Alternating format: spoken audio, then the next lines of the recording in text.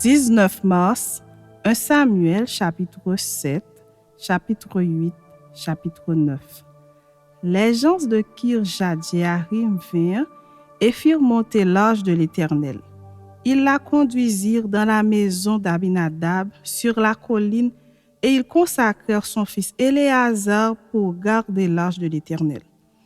Il s'était passé bien du temps depuis le jour où l'arche avait été déposée à Kirjat-Jearim.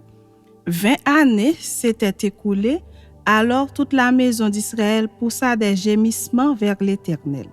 Samuel dit à toute la maison d'Israël, « Si c'est de tout votre cœur que vous revenez à l'Éternel, ôtez du milieu de vous les dieux étrangers et les Astartés, dirigez votre cœur vers l'Éternel et servez-le lui seul, et il vous délivrera de la main des Philistins. » Et les enfants d'Israël ôtèrent du milieu de les Baal et les Astartés, et ils servirent l'Éternel seul. Samuel dit, « Assemblez tout Israël à Mitzpa, et je prierai l'Éternel pour vous. » Et ils s'assemblèrent à Mitzpa. Ils puisèrent de l'eau et la répandirent devant l'Éternel, et ils jeûnèrent ce jour-là en disant, « Nous avons péché contre l'Éternel. » Samuel jugea les enfants d'Israël à Mitzpa. Les Philistins apprirent que les enfants d'Israël s'étaient assemblés à Mitzpa, et les princes des Philistins montèrent contre Israël. À cette nouvelle, les enfants d'Israël eurent peur des Philistins, et ils dirent à Samuel, « Ne cesse point de crier pour nous à l'Éternel, notre Dieu, afin qu'il nous sauve de la main des Philistins. » Samuel prit un agneau de lait et l'offrit tout entier en holocauste à l'Éternel. Il cria à l'Éternel pour Israël, et l'Éternel l'exauça. Pendant que Samuel offrait l'holocauste, les Philistins s'approchèrent pour attaquer Israël. L'Éternel fit retentir en ce jour son tonnerre sur les Philistins et les mit en déroute. Ils furent battus devant Israël. Les hommes d'Israël sortirent de Mitzpa, poursuivirent les Philistins et les battirent jusqu'au-dessous de Beth-Kar.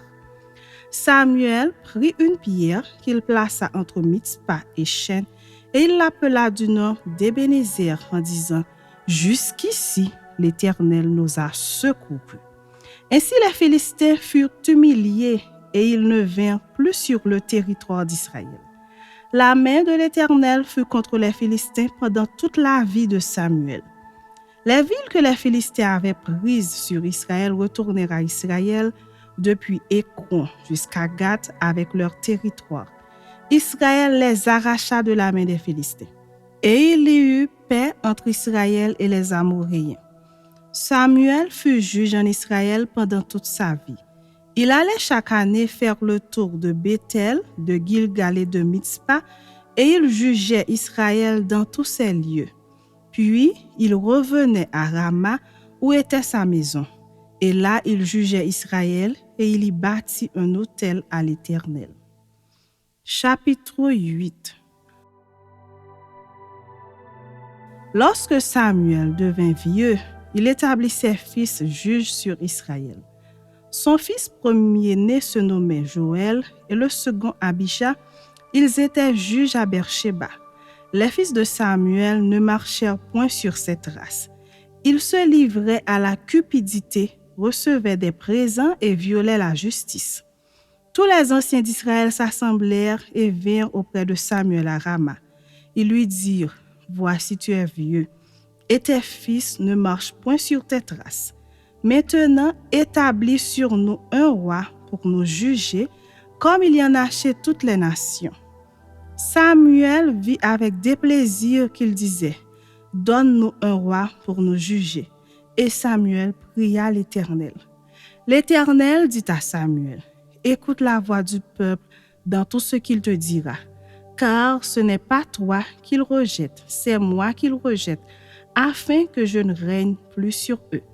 Ils agissent à ton égard comme ils ont toujours agi depuis que je les ai fait monter d'Égypte jusqu'à ce jour. Ils m'ont abandonné pour servir d'autres dieux. Écoute donc leur voix, mais donne-leur des avertissements et fais-leur connaître le droit du roi qui régnera sur eux. Samuel rapporta toutes les paroles de l'Éternel au peuple qui lui demandait un roi. Il dit, « Voici quel sera le droit du roi qui régnera sur vous. Il prendra vos fils et il les mettra sur ses chars et parmi ses cavaliers, afin qu'ils courent devant son char. Il s'en fera des chefs de 1000 et des chefs de 50, et il les emploiera à labourer ses terres, à récolter ses moissons, à fabriquer ses armes de guerre et l'attirail de ses chars. Il prendra vos filles pour en faire des parfumeuses, des cuisinières et des boulangères. Il prendra la meilleure partie de vos champs, de vos vignes et de vos oliviers et la donnera à ses serviteurs. Il prendra la dîme du produit de vos semences et de vos vignes et la donnera à ses serviteurs. Il prendra vos serviteurs et vos servantes, vos meilleurs bœufs et vos ânes et s'en servira pour ses travaux. Il prendra la dîme de vos troupeaux et vous-même serez ses esclaves. Et alors vous crierez contre votre roi que vous vous serez choisi, mais l'Éternel ne vous exaucera point. Le peuple refusa d'écouter la voix de Samuel. Non, dirent-ils, mais il y aura un roi sur nous, et nous aussi, nous serons comme toutes les nations. Notre roi nous jugera, il marchera à notre tête et conduira nos guerres. Samuel, après avoir entendu toutes les paroles du peuple, les redit aux oreilles de l'Éternel. Et l'Éternel dit à Samuel, « Écoute leur voix et établis un roi sur eux. » Et Samuel dit aux hommes d'Israël, « Allez-vous-en chacun dans sa ville. » Chapitre 9.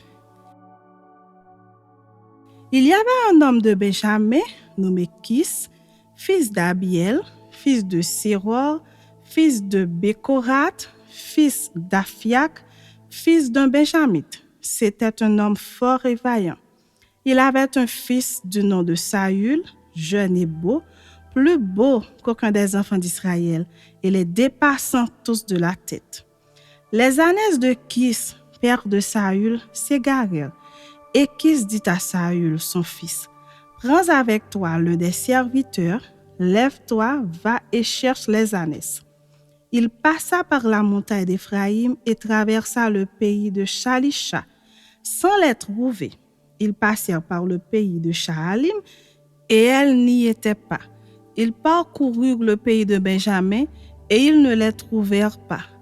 Il était arrivé dans le pays de Suf, lorsque Saül dit à son serviteur qui l'accompagnait, « Viens, retournons, de peur que mon père, oubliant les ânesses, ne soit en peine de nous. » Le serviteur lui dit, « Voici, il y a dans cette ville un homme de Dieu, et c'est un homme considéré. Tout ce qu'il dit ne manque pas d'arriver. Allons-y donc. Peut-être nous fera-t-il connaître le chemin que nous devons prendre. » Saül dit à son serviteur, « Mais si nous allons, que porterons-nous à l'homme de Dieu? Car il n'y a plus de provisions dans nos sacs et nous n'avons aucun présent à offrir à l'homme de Dieu.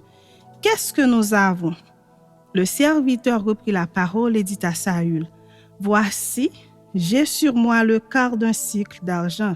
Je le donnerai à l'homme de Dieu et il nous indiquera notre chemin. » Autrefois en Israël, quand on allait consulter Dieu, on disait, « Venez et allons au voyant. » Car celui qu'on appelle aujourd'hui le prophète s'appelait autrefois le voyant. Saül dit à son serviteur, « Tu as raison, viens allons. » Et ils se rendirent à la ville où était l'homme de Dieu.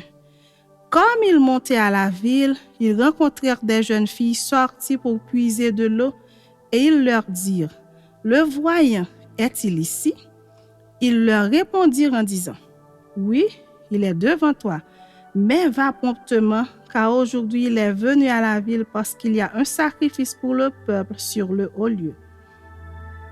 Quand vous serez entrés dans la ville, vous le trouverez avant qu'il monte au haut lieu pour manger, car le peuple ne mangera point qu'il ne soit arrivé, parce qu'il doit bénir le sacrifice.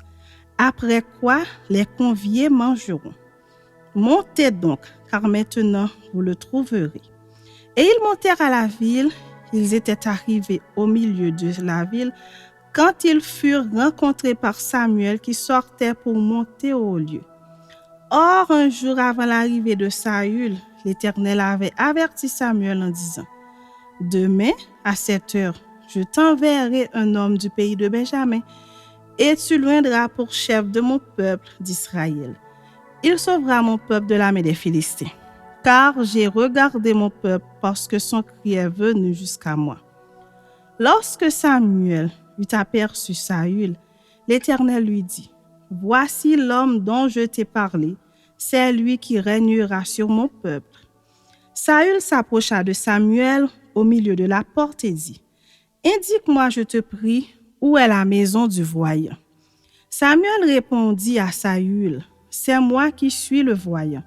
Monte devant moi au lieu, et vous mangerez aujourd'hui avec moi.